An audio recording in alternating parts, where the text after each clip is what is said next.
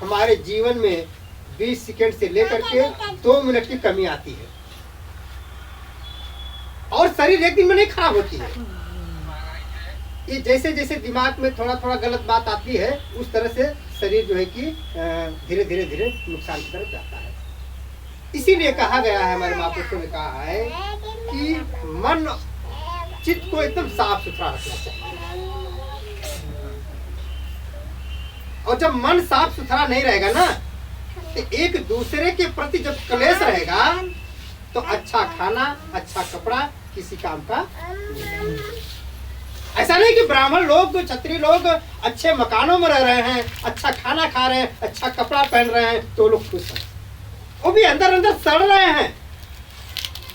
सबसे अधिक अभी भारत सरकार की एक एनजीओ ने रिपोर्ट दर्ज की, पूरे देश में सर्वे किया कि इस देश में सबसे अधिक जो आत्महत्याएं हुई हैं उस सवर्णों की यहाँ हुई है, जिनके पास धन भी है सम्मान भी है। चूंकि मैं विद्या का विद्यार्थी हूँ इसलिए मैं जानता हूँ कि सबसे अधिक जो मर्डर होता है वो ब्राह्मण क्षत्रियों के बीच में आपस में होता है। हमारे यहाँ तो गाली गलौज होता है, एक पीढ़ी के बजाय चार पीढ़ी तक हम लोग गाली देते हैं। अब बहुत ज्यादा हुआ तो लाठी डंडा चल दिया, लेकिन उनके यहाँ गाली गलौज तो नहीं होता है लेकिन गोली जरूर चलती है। क्यों चलती है? क्योंकि दो चीजें जीवन को चलाने के लिए, दो चीज की जरूरत होती है। एक भौतिक संसाधन जिसमें है घर है, मकान है, गहना है, गाड़ी है, सब कुछ, खेत बाड़ी संपत्ति सब कुछ। दूसरा मानसिक संसाधन। तो हमारे पास दोनों नहीं है, न भौतिक संसाधन है न मानसिक संसाधन है। उनके पास छल और कपट से भौतिक संसाधन तो हो गया लेकिन मानसिक संसाधन नहीं होता है, और इसी वजह से वो भी दुख झेलते हैं। कैसे दुख झेलते हैं? अब आज के समय में आप जैसे अच्छा कपड़ा पहन करके निकलते हैं तो उनको जलन होती है।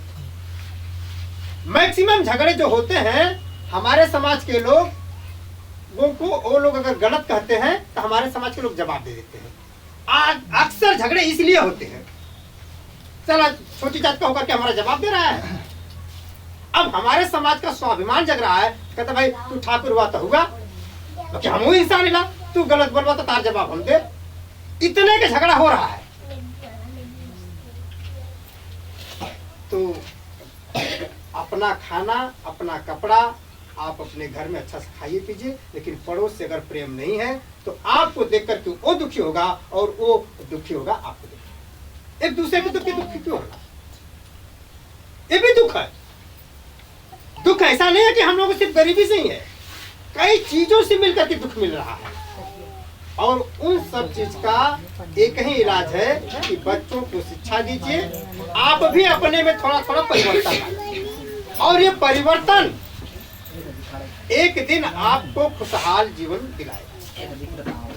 आज ये बच्चों में जो परिवर्तन आ रहा है, और इस तरह से हम लोग काफी जगह काफी गांव में कर रहे हैं, और इसी तरह का कार्यक्रम पूरे देश में हो रहा है।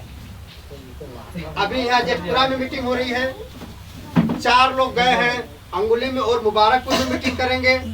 अभी 2 लोग यहाँ से गए हैं, वो गठाना में मीटिंग करेंगे।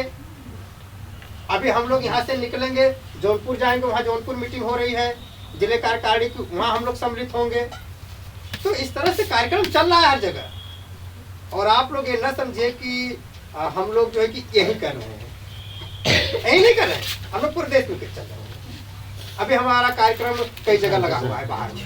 अभी आप लोग देख रहे हो कि मैं कई महीने बाद आया, आज इलाहाबाद में बड़ा प्रोग्राम हो रहा है। तो इस तरह से हो रहा है। जो सबसे मुख्य बात करना है शिक्षा पर। शिक्षा में ये जगत में हमारे महापुरुषों को आप जानते हैं कि फूले साहब और उनकी पत्नी संतानहीन थे तो भी पूरा जीवन लगा दिया समाज के लिए, और हम लोग अपने दुर्गुण वाले